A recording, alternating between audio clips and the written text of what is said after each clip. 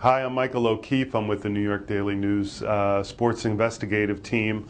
We're reporting this morning on former FBI Director Louis Freeh's report on the sex abuse scandal at Penn State University.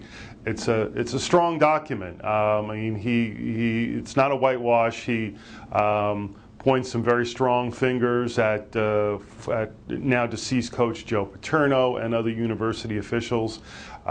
He describes a culture where football was king at Penn State, and people like Paterno, like the former athletic director, the university vice president, and the university president, were afraid to go to the authorities with allegations of abuse against Jerry Sandusky because they were afraid of bad publicity, because they didn't want the football program or the university to be tarnished by this. Obviously a real moral and legal and ethical failure there.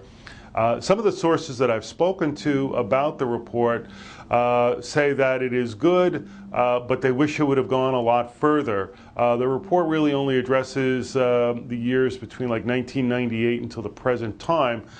Sandusky founded the Second Mile charity in 1977, and one of my sources, Marcy Hamilton, who is a lawyer and an expert on child abuse issues, said she wished it would have gone back that far, go back to 1977. We know that Sandusky used the Second Mile as a way to meet and groom his potential victims.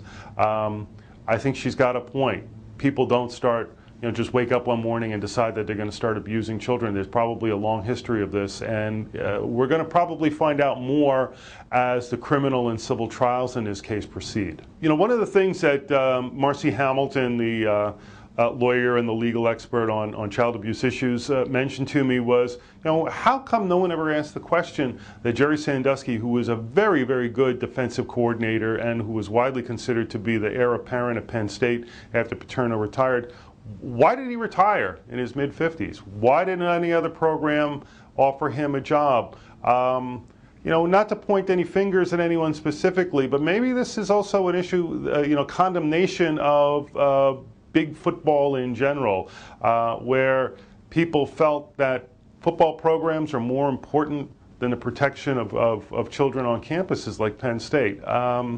I think coaches and athletic directors and people involved in college sports around the country ought to be taking a good look at themselves and their own programs today.